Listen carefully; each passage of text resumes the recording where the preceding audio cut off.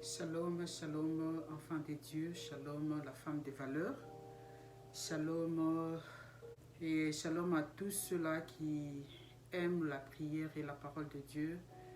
Nous sommes une chaîne de la prière, nous sommes une chaîne qui parle de la femme et comme nous le savons et nous tous que lorsque nous nous approchons de notre Dieu, il faut que nous soyons saints, il faut que nous sanctifions. D'ailleurs, c'est ça vraiment l'idéal et c'est ce que Dieu demandait à chaque fois que son peuple voulait s'approcher de lui. Et Dieu prône la sanctification parce que lui, notre Dieu, est saint. Et il veut que lorsque nous nous approchons de lui, nous soyons saints. Nous sommes une chaîne qui parle de la femme, qui parle de l'intercession, qui parle de la prière. Et comme nous le savons, pour que notre prière soit agréée, pour que notre prière soit une prière qui va déclencher des miracles, une prière qui va déclencher de grandes choses, il faut que nous soyons en communion avec notre Seigneur, il faut que nous soyons en parfaite relation avec notre Dieu. Et pour être en bonne relation et en parfaite communion avec notre Dieu, Dieu nous demande de nous sanctifier. Comme nous le disons toujours, la femme de valeur, la beauté, c'est la beauté intérieure, la beauté d'un cœur pur. Aujourd'hui, nous sommes là pour nous parler d'un sujet, courtement, d'un sujet qui est la sanctification. Et comme lorsque nous lisons dans la Bible, et le Seigneur nous dit dans les Écritures que vous serez saints, car moi je suis saint. Lorsque nous regardons dans Lévitique au chapitre 11, verset 45, et nous lisons aussi dans 1 Pierre, chapitre 1er, verset 16, et nous lisons encore dans Hébreux 12, 14, la Bible nous dit «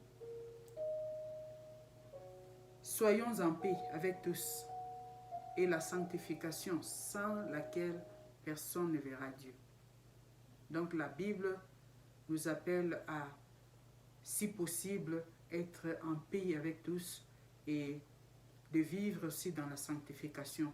Sans ces deux choses, nous ne verrons pas le Seigneur. Dieu est saint. Comme je venais de le dire tantôt, Dieu est saint. Donc lorsque nous, les enfants de Dieu, nous approchons de Dieu, nous demandons la grâce de Dieu. Nous prions pour que nous soyons saints comme notre Dieu. Et je m'en vais définir ces mots dans la Bible. Dans l'Ancien Testament, les mots hébreux traduits par la sanctification est Kadash, qui signifie consacré, chose consacrée, purifiée. Donc là, on parle de la purification. Et deuxièmement, dans le Nouveau Testament, les mots traduits par sanctification est hagiasmos, qui signifie séparation ou mise à part. Donc, comme nous le savons bien, la séparation qu'on nous parle ici, c'est la séparation du profane et du péché, et la mise à part dans un dessein sacré.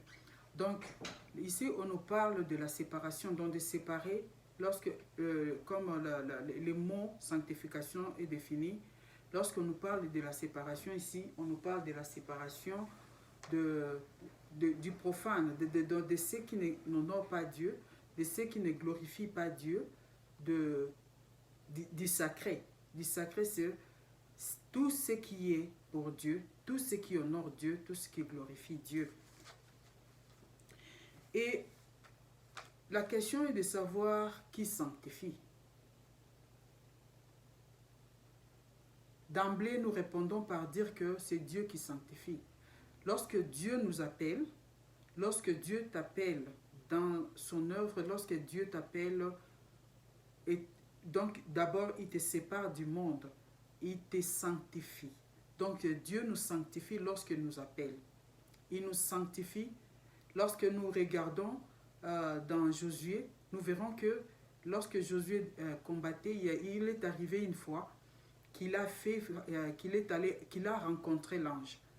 Et ce que l'ange avait fait, c'est de débarrasser de Josué. Il avait dépouillé Josué. Donc il lui a dépouillé parce qu'il disait que l'ange lui a dit que les habits qu'il portait, Josué lui-même s'est vu très sale. L'habit qu'il a porté était très sale. Et l'ange lui a dépouillé parce que Dieu voulait donner à Josué une mission.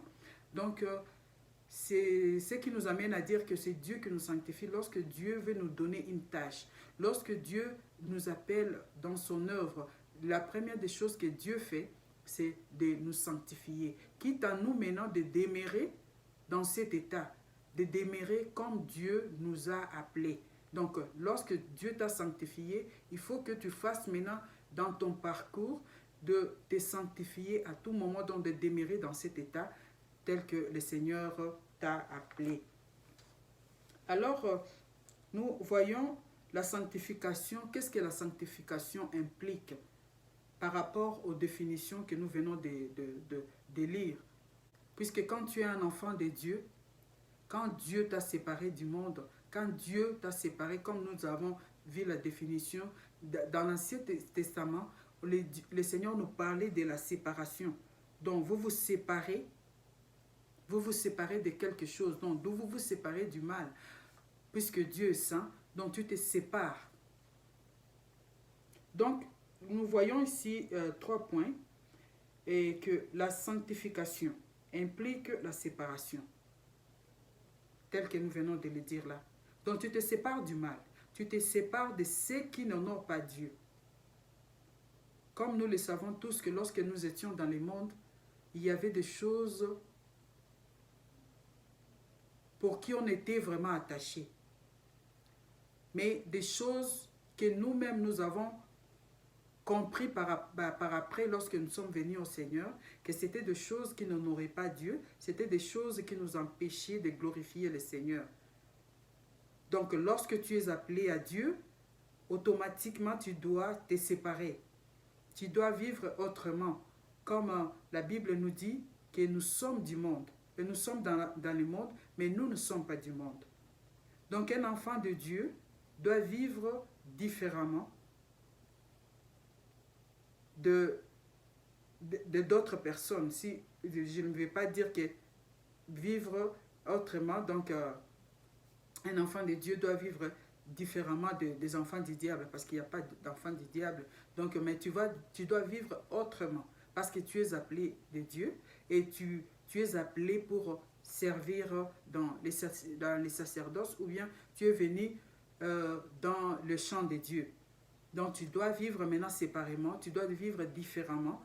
Donc, te séparer de tout ce qui n'honore pas Dieu. Parce qu'à nous, comme on le dit, on a la conscience. Lorsque tu n'as pas le Saint-Esprit, parce que le Saint-Esprit, lui, nous aide. Le Saint-Esprit, son rôle, c'est de nous aider, de nous convaincre du péché. Alors, lorsqu'on était encore dans le monde, il y a la conscience. Lorsque tu fais quelque chose qui n'est pas bien, ta conscience te dira que tu as mal fait. Donc, lorsque nous venons dans le Seigneur, c'est le Saint-Esprit qui nous aide. Le Saint-Esprit nous convainc. Lorsque tu fais quelque chose qui est péché, le Saint-Esprit te convainc de ses péchés. C'est ça son rôle, de te convaincre. Et le Saint-Esprit te fera comprendre que ce que tu fais, ça n'honore pas Dieu. Mais si tu viens du monde, si tu quittes le monde et que tu viens dans le Seigneur et que tu vis de la même manière lorsque tu étais encore dans le monde, là, ça reste à savoir, est-ce que l'Esprit de Dieu est en toi? Parce que l'Esprit de Dieu est vraiment important. Nous remarquerons même que dans le livre des Actes des Apôtres, lorsque Jésus-Christ est parti, il a promis à ses disciples le Saint-Esprit. Et lorsque le Saint-Esprit est arrivé, lorsqu'ils ont reçu l'Esprit de Dieu, ils vivaient autrement. Nous lisons dans Nombre 16, chapitre 21, vous lisez aussi dans Nombre chapitre 13, verset 3, vous verrez, lorsque vous allez dans le Nouveau Testament, vous lirez dans 2 Corinthiens chapitre 6, 17 et Matthieu 25, 32. Vous verrez que la séparation, on nous parle de la séparation, vous verrez quand quelqu'un reçoit Dieu, quand quelqu'un vient dans le Seigneur et sait que le Seigneur fait de lui, donc il les sépare. Il les sépare. Nous sommes de peuples mis à part. Donc Dieu nous sépare de ceux qui ne l'honorent pas. Dieu nous sépare de nos anciennes habitudes. Donc, la sanctification implique aussi la consécration. Ça implique la consécration. Quand quelqu'un vit dans la sanctification, il est aussi consacré. Il est consacré dans ce qu'il fait. Il est consacré dans l'œuvre de Dieu. Parce que là, il n'est plus le même. Elle n'est plus la même personne. Donc, elle se consacre. Elle se consacre à vivre, à vivre la vie de Dieu.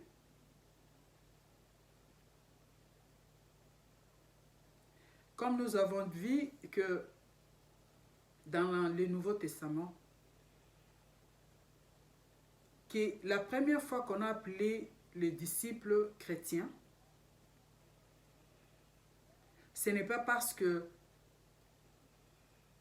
c'était venu comme ça. Les disciples ont été appelés chrétiens par rapport à leur vie, par rapport à ce qu'ils avaient, par rapport à l'image de Jésus qu'ils portaient en eux.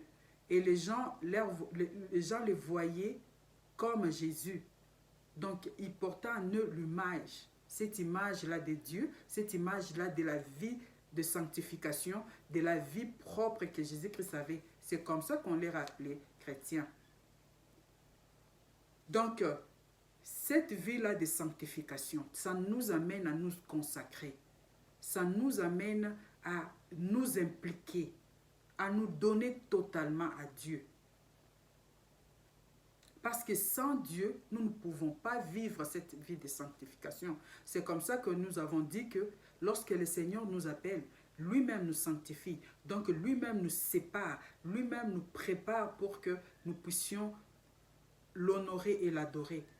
Mais quitte à nous maintenant d'entretenir cette vie, quitte à nous d'entretenir maintenant cette vie-là de sanctification que le Seigneur nous a donnée, pour que nous demeurions comme ça jusqu'à la fin. Donc, cette vie-là de sanctification nous amène à nous consacrer au Seigneur, nous amène à vivre une vie de sanctification tous les jours, à chaque instant de notre vie. Et c'est là, lorsque nous nous attachons à Dieu, lorsque nous demeurons dans sa présence. Et le troisième point, nous verrons que cette vie de sanctification implique une parfaite relation entre prochains. C'est pourquoi nous avons lu dans Hébreu. L'Hébreu nous dit que nous devons être en paix avec tous. Et la sanctification, donc c'est combiné, la sanctification et la paix ne peut pas aussi être dissociées, si on comprend bien. Donc, lorsque nous avons une bonne relation, donc cette vie-là de sanctification nous amène aussi à vivre en paix avec notre prochain.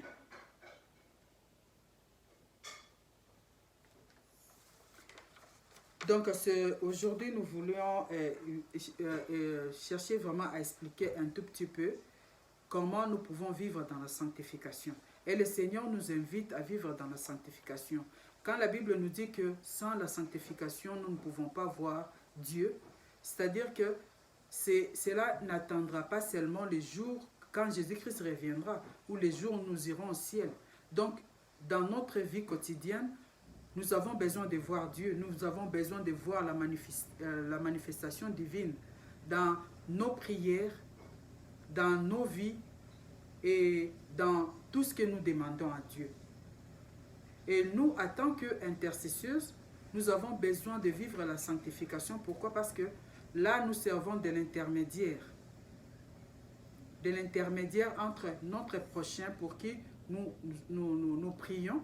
Et pour que cette prière soit agréée par Dieu, il faut que toi, la personne qui amène, toi, la personne qui intercède, tu dois vivre dans la sanctification. Donc, c'est ce que la Bible nous demande. Donc, que la paix de Dieu soit avec nous.